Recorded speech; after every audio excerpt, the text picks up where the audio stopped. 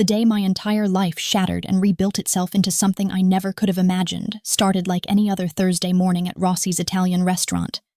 with me covering bruises that had bloomed across my skin like poisonous flowers, and trying desperately to convince myself that this time would be different,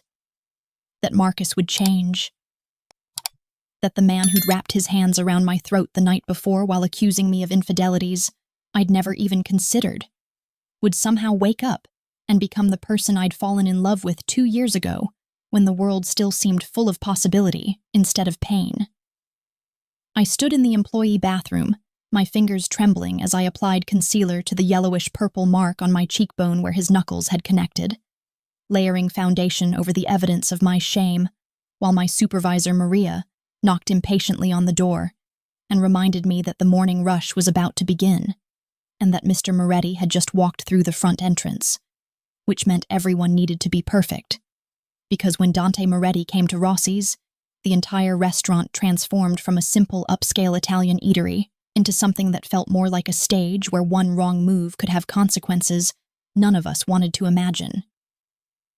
I pulled my sleeves down carefully over my wrists, making sure the fabric covered the finger-shaped bruises that circled them like grotesque bracelets, souvenirs from when Marcus had grabbed me and slammed me against our apartment wall because I'd come home 20 minutes late from my shift, and he'd decided that meant I was cheating on him with someone from work, as if I had the energy or the desire to do anything except survive each day that stretched before me like an endless gray corridor with no exit in sight. The makeup looked good enough that most people wouldn't notice, and I'd become an expert over the past year at this particular performance, at smiling through the pain and pretending that everything was fine while my body told a different story in shades of purple and blue and sickening yellow. A story I was too ashamed and too terrified to share with anyone, because admitting what was happening would mean acknowledging that I'd become one of those women, the ones I used to see on television and wonder why they didn't just leave, as if leaving were ever that simple when you had nowhere to go and no money saved, and a boyfriend who'd promised more times than you could count that if you tried to walk away, he'd find you and make sure you regretted it for whatever remained of your miserable life. The restaurant was already buzzing with that particular energy that always accompanied Dante Moretti's visits, a tension that hummed through the air like electricity before a storm, making the waitstaff move faster and the kitchen staff work harder, and the owner himself, old Mr. Rossi, stand a little straighter, as if preparing for inspection by some higher authority who held the power of life and death in his perfectly manicured hands. I'd served Mr. Moretti maybe half a dozen times in the year I'd worked here, and each time I'd been struck by the contradiction he represented. A man who could order the most expensive wine on the menu with the refined palate of someone who'd been raised on nothing but the finest things, yet whose dark eyes held shadows that suggested he'd seen and done things that would make most people's nightmares seem like pleasant dreams, whose presence commanded respect not through loud demands, but through the quiet certainty that everyone in the room understood exactly who he was and what he was capable of if crossed. Maria grabbed my arm as I emerged from the bathroom, her grip unfortunately landing right on one of the newer bruises that made me wince despite my best efforts to hide it, and she assigned me to Mr. Moretti's table, with an expression that suggested she was doing me some kind of favor, even though we all knew that serving Chicago's most notorious Mafia boss was the kind of honor that came with risks I couldn't quite name, but could feel in the way my stomach twisted itself into knots. "Table 7, Elena, and for God's sake, don't mess this up. Mr. Moretti tips better than anyone when he's happy, and you know we need the money from tables like his to keep this place running. So smile and be professional, and remember that men like him appreciate good service and pretty girls who know how to keep their mouths shut about the conversations they overhear," she whispered urgently, before shoving me toward the dining room, where I could see him sitting in his usual corner booth,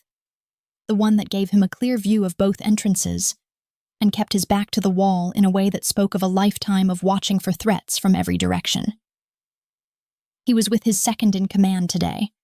a man I'd heard other servers call Luca, who had the kind of face that looked like it had been carved from granite, and an expression that suggested he'd forgotten how to smile sometime around the same time he'd learned how to kill efficiently. and they were deep in conversation about something that made Mr. Moretti's jaw tighten in that particular way that meant someone somewhere had made a mistake they'd probably regret. I approached their table with my professional smile firmly in place, the one I'd perfected after years of waitressing, the one that hid everything I was really feeling behind a mask of pleasant competence, and I pulled out my order pad while launching into my well-rehearsed greeting about the daily specials and whether they'd like to start with something to drink, all while trying desperately to ignore the way my ribs ached from where Marcus had kicked me when I'd curled up on the floor trying to protect myself from the worst of his rage. Mr. Moretti's eyes found mine immediately, and there was something in his gaze that made me feel simultaneously exposed and protected, as if he could see straight through all my carefully constructed defenses to the broken woman underneath, but wasn't judging me for it. Wasn't finding me lacking the way Marcus always did when he listed all my failures and inadequacies in that voice that could cut deeper than any physical blow. Espresso for me, Elena, and make sure it's the dark roast. Not that watered-down American nonsense that passes for coffee in most places, he said, his voice carrying that distinctive rasp that came from years of smoking expensive cigars and giving orders that men followed without question. And I nodded quickly while writing down his request and trying not to think about how he knew my name when I'd never formally introduced myself, which probably meant he knew everything about everyone who worked here because men in his position didn't leave their safety to chance. I turned to get Luca's order, and that's when it happened. The moment that would change absolutely everything about my life. Though I didn't know it yet, as I reached across the table for the sugar caddy, my sleeve riding up just enough to expose the vivid bruises that wrapped around my wrist like a death grip frozen in time. Purple and yellow and green all swirled together in a pattern that anyone with half a brain could recognize as handprints, as evidence of violence, as proof that someone had grabbed me hard enough and held on long enough to leave marks that would take weeks to fully fade. I saw Mr. Moretti's expression change in the span of a heartbeat, watched his dark eyes go from casually attentive to laser-focused on my wrist, watched something cold and deadly settle over his features in a way that made the temperature in the room seem to drop several degrees, and before I could pull my arm back and hide the evidence of my shame, his hand shot out with surprising gentleness to catch my wrist, his touch so careful and controlled compared to Marcus's brutal grabs that I almost didn't recognize it as a man's hand on my skin. "Who did this to you?" The question came out quiet, controlled, but underneath his calm tone I could hear something that sounded like barely restrained fury, like a volcano about to erupt, like violence held in check by the thinnest thread of civilized behavior. And I felt my heart start to race in my chest because I knew with absolute certainty that how I answered this question would have consequences I couldn't begin to predict. His fingers stayed wrapped around my wrist, not gripping, not hurting, just holding my arm in place while he examined the bruises with the focused attention of someone conducting an investigation, his thumb tracing the edge of one particularly dark mark in a way that was almost tender, almost caring. And I felt tears prick at the corners of my eyes because I couldn't remember the last time anyone had touched me with anything resembling gentleness,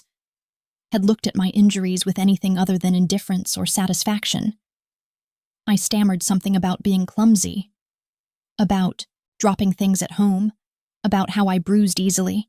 and it was really nothing to worry about. The lies tumbling from my lips, with practiced ease because I'd told them so many times before, to concerned coworkers and nosy neighbors, and the one friend I had left, who still bothered to call occasionally to check if I was still alive. But even as the words left my mouth, I could see in Mr. Moretti's eyes that he didn't believe a single syllable, could see that he recognized these bruises for exactly what they were, evidence of someone's hands on me, someone's anger translated into marks on my skin, someone's violence written across my body in a language that men like him could read as easily as others read books.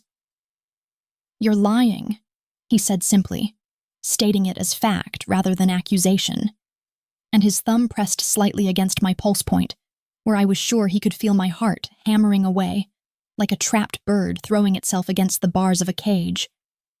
And whoever put these marks on you made a grave mistake, because no one in my territory gets to hurt women without answering for it. I pulled my wrist free finally, clutching it to my chest as if I could somehow hide what he'd already seen, and I took a step back from the table while my mind raced through all the possible implications of this conversation, all the ways this could go wrong,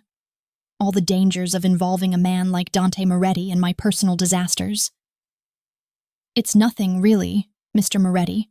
I appreciate your concern, but I'm fine. Everything's fine. Please just let me get your espresso and we can pretend this conversation never happened," I said desperately, knowing even as I spoke that there was no going back from this moment,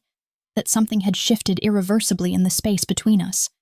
that he'd seen my bruises and made some kind of decision about them that I wasn't privy to but could feel hovering in the air like a promise or a threat, or possibly both at once. He leaned back in his seat, his eyes never leaving my face, and I watched him take in the concealer on my cheekbone that probably wasn't covering the bruise as well as I'd hoped. Watched him note the way I held myself carefully, as if my ribs hurt. Watched him catalog every visible sign of damage with the thoroughness of someone who'd seen violence in all its forms and knew exactly how to read its aftermath on a person's body and soul. "Go get my espresso, Elena," he said finally, his voice carrying a note of dismissal that somehow also sounded like a promise. "But understand that this conversation is far from over, and by the end of today, I'm going to know exactly who's been putting their hands on you, and that person is going to deeply regret every single moment they thought they could get away with hurting something that's under my protection now, whether you realize it yet or not." I fled to the kitchen on shaking legs, my mind reeling from the casual certainty in his voice when he said I was under his protection, as if he had the right to make that kind of declaration about my life, as if my safety was now his concern simply because he'd noticed my bruises and decided to care about them in a way that felt both terrifying and desperately, dangerously appealing. I made his espresso with trembling hands, trying to process what had just happened, while the rational part of my brain screamed that getting involved with Dante Moretti in any capacity was possibly the worst decision I could make, that men like him didn't help women out of the goodness of their hearts, that there would be a price for his protection that I probably couldn't afford to pay. And yet the irrational part of me, the part that was so tired of being afraid and hurt and alone,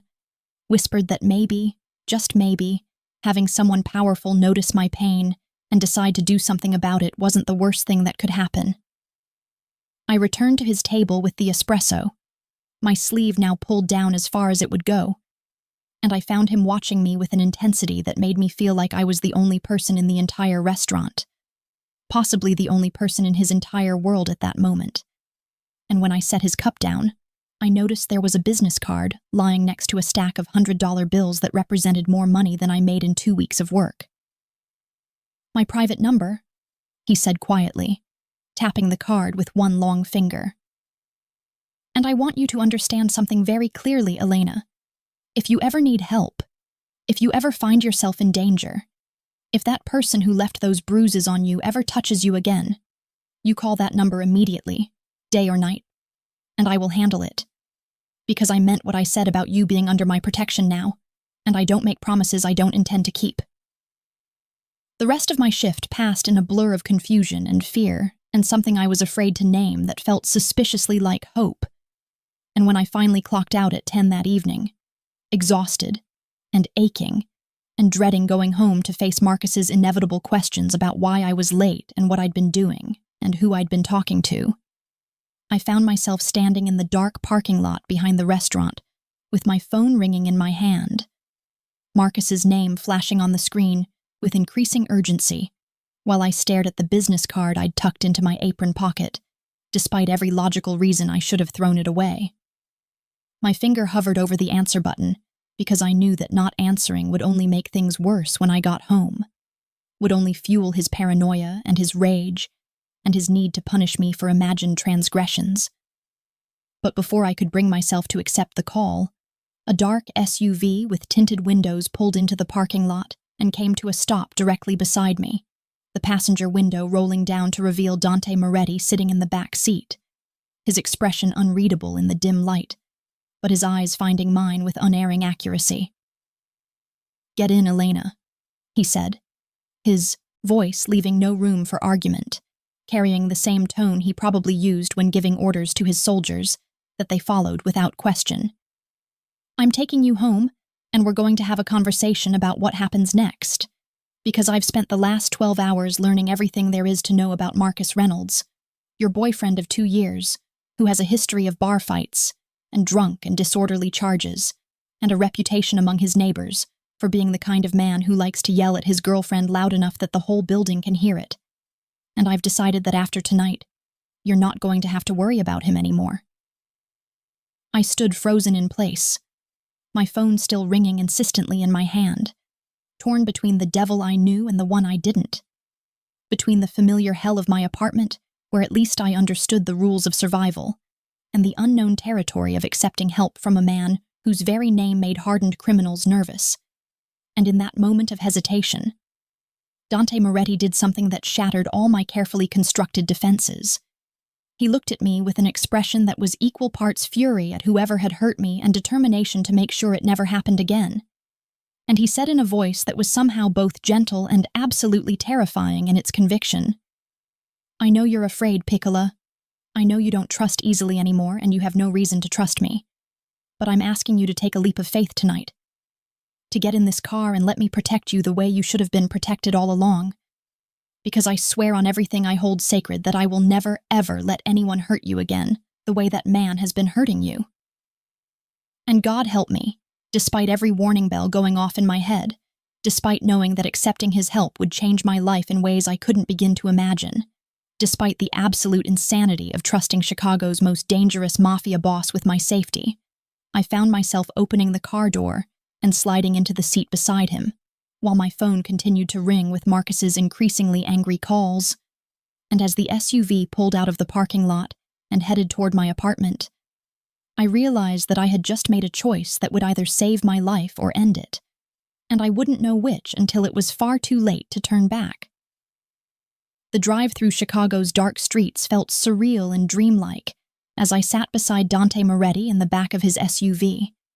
the leather seats soft beneath me while my phone continued its insistent buzzing in my purse with Marcus's calls that I couldn't bring myself to answer, because I knew that whatever words came out of his mouth would be laced with accusations and threats that would make my stomach twist with that familiar mixture of fear and resignation that had become my constant companion over the past year. Dante hadn't spoken since I'd gotten into the car, but his presence beside me was overwhelming in its intensity, radiating a kind of controlled power that made the air feel charged and heavy, and I could feel his eyes on me periodically, assessing,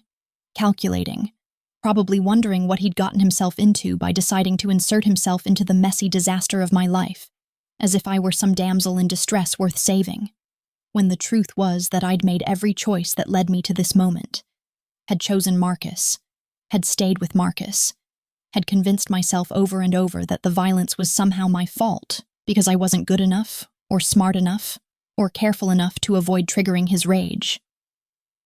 "You don't have to go back there tonight," Dante said finally, his voice cutting through the silence that had settled between us like a blade through silk, smooth and sharp and impossible to ignore. "I have properties all over the city where you could stay, places where Marcus would never find you, places with security that would make sure you're safe while I handle the situation in a way that ensures he never lays another finger on you for the rest of his miserable life." The casual way he spoke about handling Marcus, as if my boyfriend were nothing more than a minor inconvenience to be dealt with and dismissed, should have terrified me, but instead I felt something that might have been relief flooding through my chest, washing away some of the constant tension I'd been carrying for so long that I'd forgotten what it felt like to exist without that weight pressing down on every breath I took and every decision I made. But even as part of me wanted desperately to accept his offer, to let this dangerous man sweep into my life and fix everything I'd been too weak and too scared to fix myself, the rational part of my brain that had kept me alive this long whispered warnings about debts and obligations, and the fact that men like Dante Moretti didn't do favors without expecting something in return. didn't rescue random waitresses out of the goodness of their hearts, didn't involve themselves in domestic situations unless there was something in it for them that I couldn't yet see but would undoubtedly reveal itself when it was too late to back out. "I can't just disappear," I heard myself saying, my voice sounding weak and uncertain even to my own ears. "Marcus will lose his mind if I don't come home. He'll call my work. He'll call the police. He'll make it into this whole thing where I'm the crazy one who ran away for no reason, and besides, all my things are there, my clothes and my documents, and the little bit of money I've managed to hide away from him, and I can't just leave everything behind like my life doesn't matter." Dante turned to face me fully then, and in the dim light filtering through the tinted windows from the street lamps we passed, I could see something in his expression that looked almost like understanding, mixed with a frustration that seemed directed not at me, but at the situation itself, at a world where women felt trapped by circumstances, and abusive men, and the accumulated weight of possessions that somehow became more important than safety, because we'd been conditioned to believe that leaving meant losing everything we'd worked for.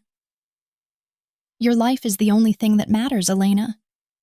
Not your clothes or your documents or whatever money you've managed to squirrel away while living with a man who probably monitors every penny you spend and demands to know where you've been every moment you're not under his direct supervision,"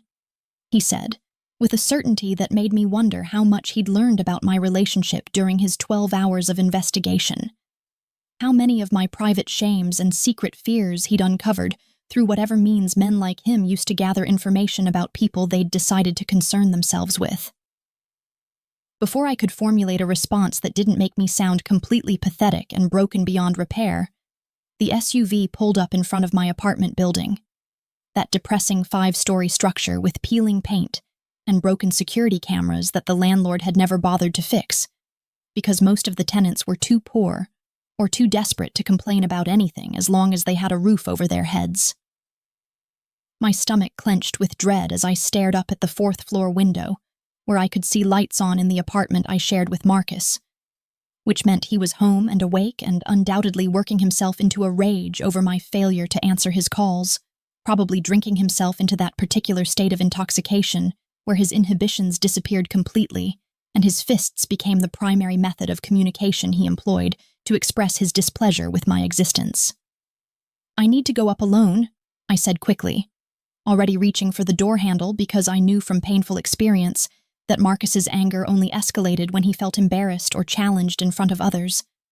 and having Dante Moretti escort me to my door would result in a confrontation that could only end badly for everyone involved. Or at least, that's what I told myself, even though deep down, I knew I was just trying to protect Marcus from consequences he'd more than earned through his repeated violations of my body and spirit. But Dante's hand closed gently around my wrist. Not the injured one, but the other, his grip firm enough to stop me from bolting, but careful enough that it didn't hurt. And when I looked back at him, I saw something in his eyes that I couldn't quite name, something that looked like concern mixed with determination, and underlaid with a darkness that reminded me exactly who I was dealing with and what he was capable of when someone crossed lines he'd drawn in his own moral code. "You have my number in your phone now, correct?" he asked, and I nodded even though I wasn't entirely sure when he'd managed to get my number, or how he'd programmed his contact information into my device without me noticing, though I supposed men with his resources could accomplish such things without breaking a sweat. "If anything happens, if he touches you, if you need help, you text me immediately and I'll be there before you can count to 10. And Elena, I need you to understand that I'm not offering this lightly or as some kind of empty gesture. When I say I'll protect you, I mean it with every fiber of my being, and there is nothing that man can do to you that will be worse than what I'll do to him if he gives me a reason." I pulled my wrist free and climbed out of the SUV on legs that felt unsteady beneath me, my heart hammering against my ribs as I walked toward the entrance of my building, while trying to formulate some kind of plan for how I was going to handle Marcus's inevitable explosion when I walked through the door 30 minutes later than my shift had ended. The heavy door of the building closed behind me with a finality that felt ominous,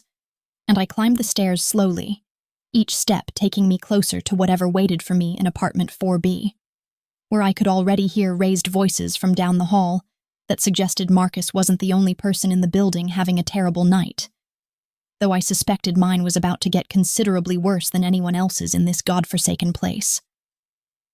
I stood outside my own door for a long moment, keys in hand, trying to gather whatever courage I could find in the depleted reserves of my spirit. And I briefly considered turning around and running back down those stairs to where Dante's SUV was probably still idling at the curb. But pride and stubbornness, and that terrible voice in my head that sounded disturbingly like Marcus telling me I was worthless and stupid and lucky anyone would put up with me at all, made me turn the key in the lock and push open the door to face whatever music was waiting to be played. The apartment was dark, except for the flickering light of the television in the living room, and I could see Marcus's silhouette on the couch, could see the bottle of whiskey on the coffee table that was already half empty,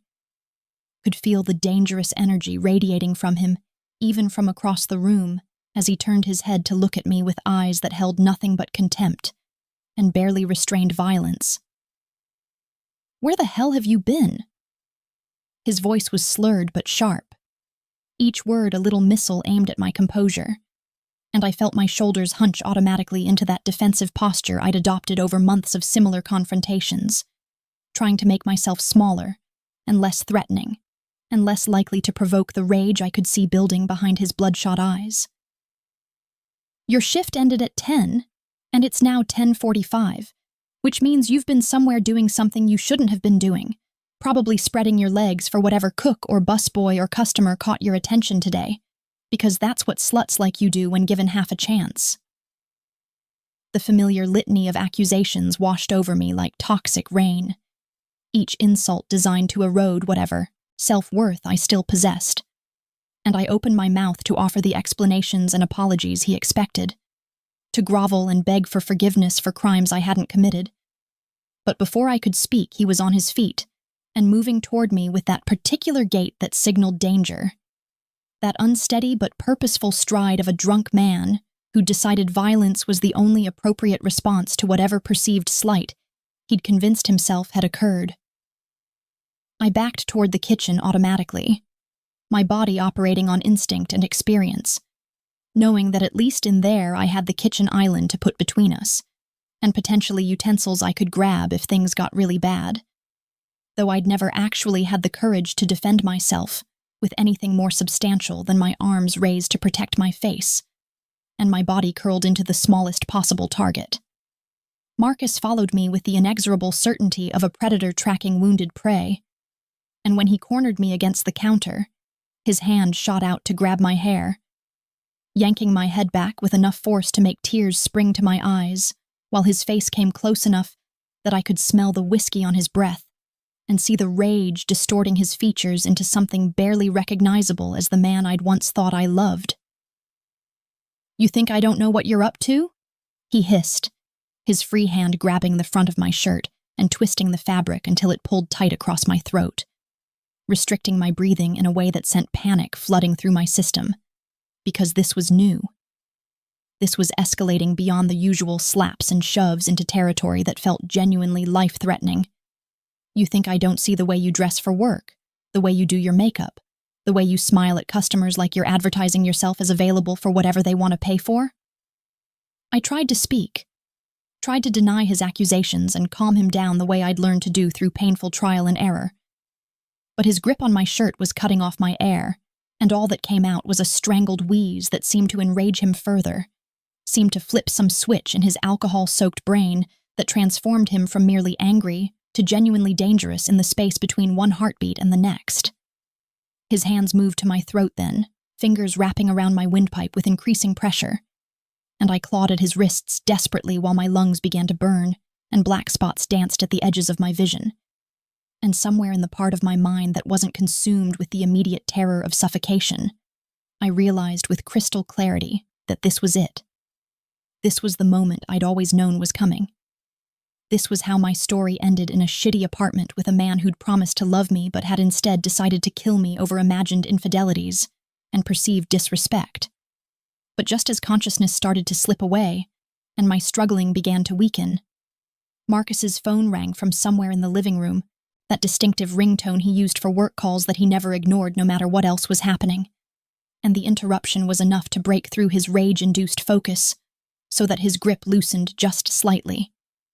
just enough for me to draw a gasping breath and wrench myself free, stumbling backward into the kitchen table and nearly falling over a chair in my desperation to put distance between us. He stood there for a moment, chest heaving and eyes wild, looking at his hands as if surprised to find them empty. And then he turned and stalked toward the living room to answer his phone, leaving me collapsed against the kitchen table, with my throat on fire and my heart racing so fast I thought it might burst straight through my chest wall. And I knew with absolute certainty that next time, because there would definitely be a next time, he wouldn't stop, wouldn't be interrupted, would follow through on the violence that had been building in him for months,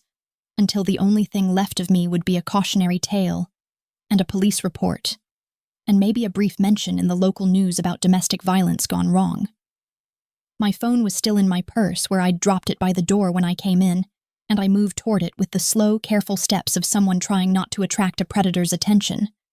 My entire body shaking with adrenaline and shock, and the aftermath of oxygen deprivation that made my thoughts feel fuzzy and disconnected from reality.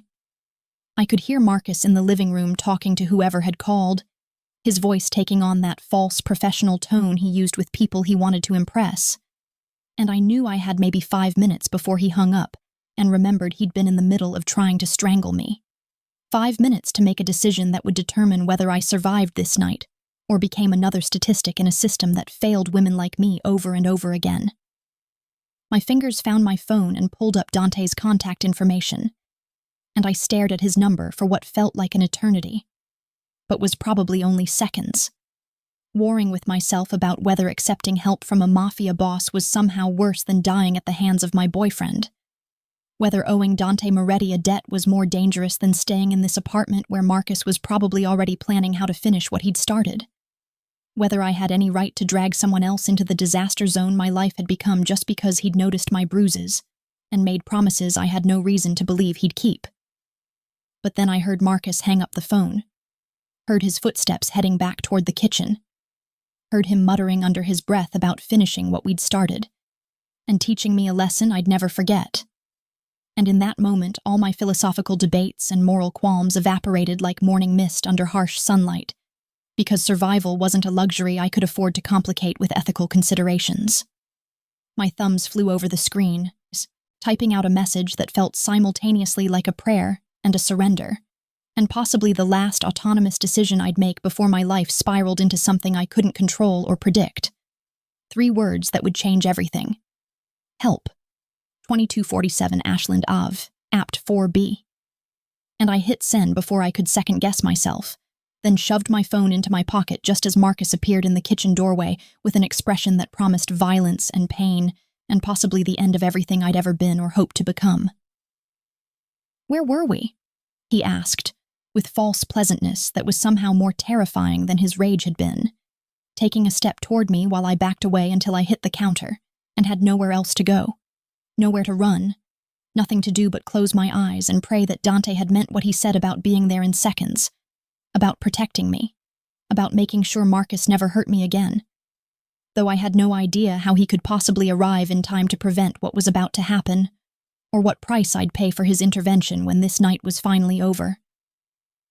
Marcus's hands reached for me again, and I felt his fingers brush against my arm, just as the apartment door literally exploded inward with a crash that sounded like thunder, the wood splintering around the lock as if it were made of paper instead of solid oak. And suddenly, Dante Moretti was standing in my destroyed doorway, like some avenging angel from a very dark heaven, his expensive suit somehow making him look even more dangerous, his eyes finding me immediately before tracking to Marcus with an expression that promised death, and worse than death for what he'd interrupted. "You made a mistake touching what's mine," Dante said in a voice that was terrifyingly calm and controlled, each word precisely enunciated as he stepped into the apartment and let the ruined door swing shut behind him as much as it could, given that the frame was now completely destroyed. And I saw Marcus's face go pale as he realized exactly who had just broken into our home and exactly how much trouble he was in. Saw him try to stammer out some explanation or justification or plea for mercy that died unspoken when Dante took another step forward with the casual confidence of a man who'd walked into dangerous situations 1,000 times before and emerged victorious from every single one. "Your girlfriend? She's my girlfriend, you can't just—" Marcus started to say, his voice cracking with fear, and probably belated recognition that he'd crossed some line he didn't even know existed. But Dante cut him off with a gesture that somehow conveyed more menace than any words could have. And I watched from my position against the counter as these two men faced off in my tiny kitchen, with my future hanging in the balance between them. One representing everything I'd endured and survived for the past year. The other representing something I couldn't name but felt inexorably drawn toward despite every warning bell, screaming in my head that I was jumping from one dangerous situation into something potentially even more perilous. "She stopped being yours the moment you raised your hand to her," Dante said quietly, and then he moved with a speed that seemed impossible for someone his size, crossed the distance between them, and had Marcus pinned against the refrigerator, before my boyfriend could even think about defending himself. And I watched with a mixture of horror and shameful satisfaction as Dante's fist connected with Marcus's face once, twice, 3 times in quick succession, each impact accompanied by sounds that made my stomach turn, but that also triggered something that felt disturbingly like relief, because someone was finally making Marcus feel even a fraction of the pain he'd inflicted on me over months of escalating violence. But then Dante's phone rang, and he answered it without releasing his grip on Marcus's throat. And I heard him give terse instructions to someone named Luca about cleanup and disposal, and making sure the message was sent loud and clear that this kind of behavior wouldn't be tolerated in his territory. And that's when the full reality of what I'd done finally crashed over me like a tidal wave, because I'd just invited the Mafia into my life, had just given Dante Moretti permission to handle my problems in ways that probably involved the kind of violence that couldn't be undone or explained away, or smoothed over with apologies and promises of better behavior. Marcus had gone limp in Dante's grip. Whether unconscious or just too terrified to move, I couldn't tell from where I stood, and when Dante finally released him and let his body slide down the refrigerator to crumple on the floor in a heap of damaged flesh and broken pride, I felt my knees start to give out beneath me from the shock and the adrenaline crash, and the overwhelming realization that my life as I'd known it had just ended forever, that there was no going back from this moment, that I'd made a choice that would reverberate through every day I had left on this earth. Dante turned to me then, and the concern in his eyes as he crossed the kitchen to where I was barely holding myself upright seemed genuine and deep and completely at odds with the violence he'd just casually dispensed. And when his hands touched my shoulders gently, carefully, as if I were something precious that might break under rough handling, I felt tears start to stream down my face because I couldn't remember the last time anyone had touched me like that. Like I mattered. Like I was worth protecting instead of destroying. "Come on, Piccola," he said softly, wrapping an arm around my waist to support my weight when my legs finally gave out completely. "Let's get you out of here before my men arrive to handle the cleanup, and I promise you that you're safe now, that no one will ever hurt you like this again, that I'll make sure Marcus understands that he's going to disappear from Chicago tonight, and if he ever even thinks about coming near you again, he won't just disappear. He'll suffer in ways that will make what just happened to him seem like a pleasant massage in comparison." He guided me toward the door, stepping carefully over debris from the destroyed frame, and I let him lead me because I didn't have the strength or the will to resist. Didn't have anywhere else to go or anyone else to turn to. And as we emerged into the hallway where neighbors were starting to peek out of their apartments to see what all the noise had been about, I caught sight of my reflection in a mirror hanging on the wall, and barely recognized the woman staring back at me with her bruised throat and tear-stained face, and eyes that held a mixture of terror and hope and resignation to whatever fate awaited her in the arms of Chicago's most dangerous man, who'd somehow decided she was worth saving from the smaller monster she'd been living with. I woke to sunlight streaming through windows that stretched from floor to ceiling in a room so beautiful it seemed like something out of a magazine spread about how the obscenely wealthy lived. All cream-colored silk curtains and furniture that looked like it cost more than I'd earned in my entire life. and for a disorienting moment I thought I was dreaming, or dead, or somehow transported into an alternate reality, where girls like me got to sleep in beds with sheets that felt like clouds against skin that ached and throbbed with reminders of the previous night's violence. My body protested when I tried to sit up, ribs screaming with pain that suggested they were cracked, if not broken outright, throat raw and bruised from Marcus's hands in a way that made swallowing feel like dragging razor blades down my esophagus. And as consciousness fully returned, I remembered everything. The attack, the text message, Dante exploding through my door like some dark avenging force, the drive through Chicago's pre-dawn streets to this estate that looked more like a palace than a home, the way he'd carried me up a sweeping staircase when my legs wouldn't support me anymore and deposited me in this bedroom with instructions to rest while he handled the details of making Marcus permanently disappear from my life. The clothes I'd been wearing last night were gone, replaced with pajamas made of fabric so soft and expensive, I was almost afraid to move in them, for fear of somehow damaging them. And on the nightstand beside the bed, I found a glass of water, several bottles of prescription pain medication with my name already on the labels even though I had no memory of seeing a doctor, and a handwritten note in masculine scrawl that read, "You're safe now. Rest. When you wake, press the button beside the bed and Rosa will bring you breakfast. D." I stared at that note for a long time, trying to process the surreal reality of my situation,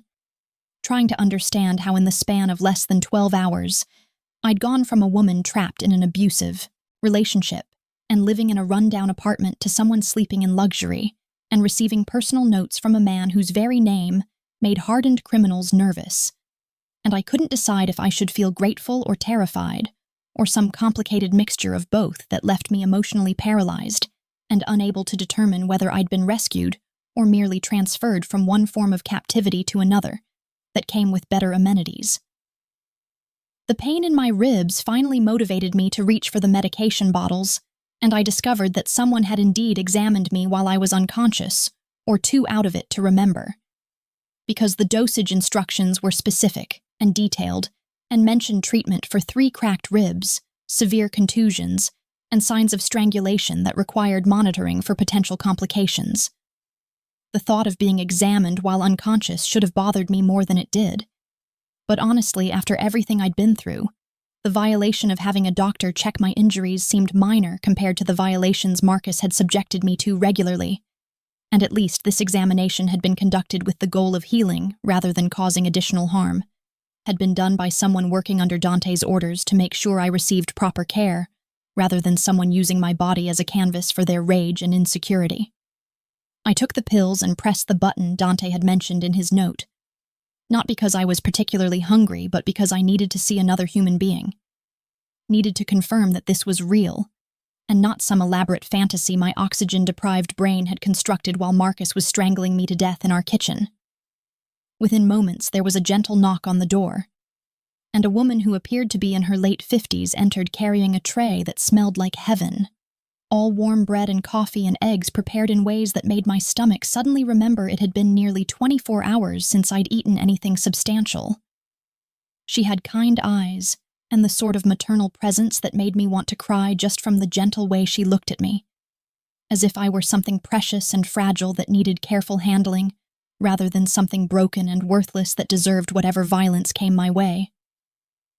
"Good morning, dear. My name is Rosa, and I manage Mr. Moretti's household staff, and I've been instructed to make sure you have everything you need while you're recovering from your ordeal," she said, in accented English that suggested Italian was her first language, setting the tray across my lap with practiced efficiency before stepping back to assess me with the critical eye of someone who'd probably seen her share of battered women pass through these doors. "Mr. Moretti asked me to tell you that you're welcome to stay as long as you need, that all your belongings from your apartment have been collected and cleaned and are waiting in the closet if you want them, though he's also taken the liberty of having some new clothes purchased in your size if you prefer to start fresh, without reminders of your previous living situation." The casual way she mentioned my belongings being collected, as if Dante had every right to enter my apartment and remove my possessions without explicit permission, should have raised more red flags than it did. But I was discovering that my capacity for outrage and boundary setting had been so thoroughly eroded by Marcus's constant violations that having someone make decisions on my behalf felt almost comforting rather than controlling, especially when those decisions seemed aimed at improving my circumstances rather than limiting my autonomy. I ate the breakfast Rosa had brought while she bustled around the room, opening curtains and straightening things that didn't need straightening, and I got the distinct impression she was staying to keep me company, rather than because there was actual work to be done, probably under instructions from Dante to make sure I didn't wake up alone and disoriented and potentially decide to flee before he had a chance to explain whatever plans he'd made for my immediate future. "How long have I been asleep?" I asked between bites of the most delicious eggs I'd ever tasted, my voice coming out hoarse and damaged in a way that made Rosa's expression tighten with sympathy and something that looked like barely suppressed anger at whoever had done this to me. And she informed me that I'd been unconscious for almost 14 hours, that Dante's private doctor had sedated me after examining my injuries because he'd felt I needed uninterrupted rest more than anything else, that it was now almost noon on Friday, which meant I'd essentially lost an entire day to drugged sleep while the world continued spinning without my participation. The thought of Marcus crossed my mind suddenly and violently, and I found myself asking Rosa if she knew what had happened to him, if he was okay, if he was alive. Questions that I immediately regretted because they revealed how thoroughly he'd conditioned me to worry about his well-being even after he'd tried to kill me, to prioritize his safety over my own, to feel somehow responsible for whatever consequences his actions brought down on his own head. Rosa's expression hardened in a way that transformed her kind face into something almost frightening, and she told me in a voice that carried absolute certainty that I should stop wasting emotional energy on a man who'd never deserved even a moment of my consideration, that Mr. Moretti had handled the situation in a way that ensured Marcus would never bother me again, and that I should focus on healing and deciding what I wanted my future to look like now that I was free from the prison I'd been living in for far too long. After Rosa left with promises to return later with lunch, I forced myself out of bed, despite my body's protests, and made my way to the bathroom that adjoined this palatial bedroom, a.e., space approximately the size of my entire former living room, with a soaking tub that could fit 3 people, and a shower with so many jets and settings I couldn't begin to figure out how to operate it properly. I caught sight of myself in the mirror, that covered most of one wall and barely recognized the woman staring back at me. Her throat painted in shades of purple and black that clearly showed the outline of fingers. Her face pale and haunted. Her eyes holding a mixture of relief and guilt and fear that seemed to war with each other for dominance in her expression. I looked like a victim, which I supposed was accurate enough, but I also looked like someone who'd survived, someone who'd made the choice to reach out for help, instead of accepting death as the inevitable conclusion to a relationship that had been killing me slowly for months, before Marcus finally decided to speed up the process with his hands around my throat. The rest of that first day passed in a haze of medication and sleep, and brief moments of wakefulness where Rosa or other staff members, whose names I couldn't keep track of, brought me food and drinks, and gentle conversation that never pushed for details about what I'd been through, or judgments about the choices I'd made. Dante himself didn't appear, which surprised me given how invested he'd seemed in my well-being the previous night. But Rosa explained when I asked that he was handling business matters related to my situation, making sure that certain loose ends were tied up, and certain messages were sent to anyone who might think they could take advantage of my vulnerable position now that I was under his protection. The way she said his protection made it sound like both a blessing and a claim of ownership, and I found myself wondering for the 1,000th time what exactly I'd agreed to by accepting Dante's help, what obligations I'd incurred by sending that desperate text message, what prices I'd eventually be expected to pay for the sanctuary I was currently enjoying. It was almost midnight when I woke from another medication-induced nap to find Dante sitting in a chair beside my bed, his presence startling me badly enough that I gasped, and immediately regretted it when the movement sent pain shooting through my damaged ribs. He looked exhausted in a way I'd never seen before. Dark circles under his eyes suggesting he hadn't slept since the previous night. His usually immaculate suit rumpled and his tie loosened as if he'd been pulling at it in frustration or stress. And when our eyes met across the dim room, I saw something in his expression that looked almost vulnerable, almost uncertain, as if he wasn't quite sure what to do with the broken woman he'd collected from a shabby apartment and installed in his home like some sort of rescue project he hadn't fully thought through. "I didn't mean to startle you," he said quietly, his voice rough with fatigue. "But I wanted to check on you myself before I went to sleep, wanted to make sure you were comfortable and had everything you needed. Wanted to give you the opportunity to ask me questions about what happens next because I imagine you have quite a few, and you deserve answers even if some of those answers might be difficult to hear." I struggled to sit up, wincing at the pain the movement caused, and he was on his feet immediately with his hands hovering near me as if he wanted to help, but wasn't sure if his touch would be welcome. Wasn't sure if I'd flinch away from him, the way I'd learned to flinch away from Marcus's hands that only ever brought pain and never comfort, and I found myself reaching for him deliberately, placing my hand on his arm in a gesture meant to communicate that I understood the difference between violence and protection, between hands that destroyed and hands that saved. We talked for hours that night, Dante pulling his chair closer to the bed so I didn't have to strain to hear his quiet voice in the darkness, broken only by moonlight streaming through those enormous windows. And he told me things I suspected he didn't share with many people. About his mother who died at his father's hands when Dante was 15. About how he'd killed his father in revenge, and never regretted it for a single moment. About how he'd built his empire on the principle that women and children were sacred and untouchable, and that any man under his authority who violated that principle would face consequences that made death seem merciful in comparison. He explained that Marcus was alive but barely, recovering in a hospital 2 states away under a false name with injuries that would take months to heal, and that when he was sufficiently recovered, he'd be given a new identity and a one-way ticket to South America, with explicit instructions that returning to Chicago or attempting any contact with me would result in a slow and painful death that would serve as a warning to anyone else who might think about ignoring Dante's commands. "You didn't have to do all that for me," I whispered when he finished explaining the elaborate arrangements he'd made to ensure my safety. "I'm nobody special, just a waitress who served you coffee a few times, just another woman who made bad choices and ended up with a man who hurt her. Just someone who should have been strong enough to leave on her own, instead of needing you to rescue me like some damsel in distress from a fairy tale where the monster turns out to be the hero." But Dante reached out and took my hand in his grip gentle and warm, and completely devoid of the possessive, crushing force that Marcus had always employed when touching me. And he told me in a voice that carried absolute conviction that I was wrong about being nobody special. That from the moment he'd seen those bruises on my wrist, something had shifted in his chest.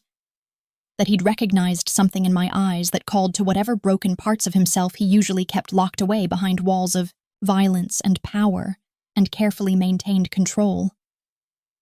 "As for what you owe me," he continued, anticipating the question I'd been afraid to ask, the concern that had been gnawing at me since I woke up in this beautiful room. "The answer is nothing, Elena. You owe me absolutely nothing except maybe allowing me the privilege of making sure you're safe and cared for while you heal and figure out what you want to do with your life now that you're free from the man who was slowly destroying you." I wanted to believe him, wanted to accept that his motivations were pure and his assistance came without strings attached. But I'd learned through painful experience that men didn't do things without expecting something in return, didn't invest time and resources and effort into women unless there was a payoff they were anticipating. And I couldn't quite make myself trust that Dante Moretti, Chicago's most feared Mafia boss, was the exception to that rule simply because he claimed to have a soft spot for abused women that stemmed from his own traumatic childhood. The days that followed established a routine that felt surreal in its domesticity and luxury, with Rosa bringing me meals that were works of culinary art, and Dante visiting every evening to sit beside my bed, and talk about everything from books to music, to his complicated feelings about the empire he'd built on violence and fear, and the absolute loyalty of men who would kill at his command without questioning his orders. I learned that he owned legitimate businesses alongside his illegal operations, that he employed hundreds of people who depended on him for their livelihoods, that he donated anonymously to women's shelters and organizations that helped victims of domestic violence escape their abusers, though he made me promise never to mention those donations because maintaining his reputation as a heartless criminal was essential to the power structure that kept him alive and in control of his territory. We talked about my dreams and aspirations, the teaching career I'd abandoned when Marcus convinced me I wasn't smart enough for college, the art classes I'd loved in high school before my mother died and left me alone in a world that felt too big and too dangerous to navigate without someone telling me what to do and who to be. And Dante listened with an attention and genuine interest that made me feel seen and valued in ways I'd forgotten were possible. By the end of my second week in his home, I was moving around more easily, the pain in my ribs fading to a dull ache that only flared when I moved wrong or breathed too deeply. The bruises on my throat transitioning through that sickly yellow-green stage that signaled healing, even as they remained visible enough to remind me every time I looked in a mirror of how close I'd come to dying in that apartment. Dante had been careful to maintain physical distance between us, despite the emotional intimacy of our late-night conversations, never touching me, beyond occasional gentle contact when helping me stand or steadying me when I wobbled on still weak legs. And I found myself simultaneously grateful for his restraint and confused by my growing desire to close that distance, to explore whether the electric tension I felt building between us was real, or just my damaged psyche latching onto my rescuer in some textbook case of trauma bonding and misplaced gratitude. It was during the third week of my stay, when I'd finally felt strong enough to venture beyond my bedroom and explore the sprawling estate that Dante called home, that everything shifted in ways I couldn't have predicted and didn't know how to process even as they were happening. I'd made my way downstairs to the library Rosa had mentioned, a room that held thousands of books on shelves that stretched to ceilings so high they required rolling ladders to access the upper sections, and I was lost in examining titles when I heard raised voices coming from somewhere nearby. The sound of Dante arguing with someone in Italian, so rapid and furious I couldn't follow the words, but could absolutely understand the anger behind them. Curiosity and concern drew me toward the noise, and I found myself standing in the doorway of what appeared to be Dante's office, watching him pace back and forth while shouting into his phone at someone who'd apparently made a serious error in judgment regarding business matters I couldn't begin to understand. And the man I saw in that moment was not the gentle caretaker who'd been visiting my bedside every evening, but rather the feared Mafia boss who'd built an empire on violence and intimidation and the absolute certainty that his word was law. He looked up and saw me standing there, his expression transforming instantly from rage to concern as he abruptly ended his call and crossed the room toward me with hands outstretched, as if afraid I'd witnessed something that would frighten me away. And maybe a few weeks ago it would have. Maybe the old Elena, who'd been so thoroughly broken by Marcus, would have seen Dante's capacity for violence and run in the opposite direction. But the woman I was becoming understood that there was a vast difference between violence employed to protect and violence employed to control, between a man who killed to defend what he considered his and a man who hurt others simply because he could. "I'm sorry you had to see that side of me," he said, when he reached where I stood frozen in the doorway. "I try to keep the uglier aspects of my business away from you. Try to maintain some separation between the man who sits beside your bed and talks about poetry and the man who runs an organization built on fear and bloodshed. But I suppose it was inevitable that you'd eventually witness the reality of who I am and what I do." But instead of backing away like he clearly expected, I found myself stepping forward into the room, closing the distance between us in a way that felt both terrifying and necessary, and I told him something I'd only recently come to understand about myself and my situation, that I wasn't afraid of his violence because I'd finally learned to distinguish between dangerous men who hurt the vulnerable and dangerous men who protected them, that I understood he was capable of terrible things, but that those terrible things were directed at people who deserved them, rather than at innocent women who'd done nothing wrong except trust the wrong person. "I'm not afraid of you, Dante," I said, my voice still carrying that hoarse quality from the damage to my throat, but stronger now than it had been in weeks. "I should be. I know I should be. But I'm not. And I'm starting to think that maybe what I'm actually feeling is something else entirely, something I don't have a name for yet. But that feels like the opposite of fear. Like safety mixed with attraction, mixed with gratitude, mixed with something that might be the beginning of trust, even though I don't trust easily anymore, and probably won't ever trust the way normal people do after everything Marcus did to destroy that capacity in me." The look on Dante's face when I finished that rambling confession was something I'd never seen before. A mixture of desire and restraint, and wonder and fear that made him seem almost human, rather than the untouchable crime lord who commanded armies of loyal soldiers. And when he reached up to cup my face in his hands with a gentleness that made my heart stutter in my chest, I knew we were crossing some invisible line that we couldn't uncross,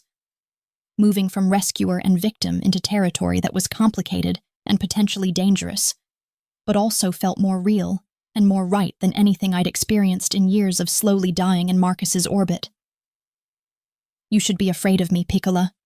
he whispered, his thumb tracing the fading bruises on my jaw with a touch so light it barely registered. "Because I'm starting to want things I have no right to want, starting to think about you in ways that go far beyond simple protection, starting to imagine a future where you're not just a woman I saved, but something more.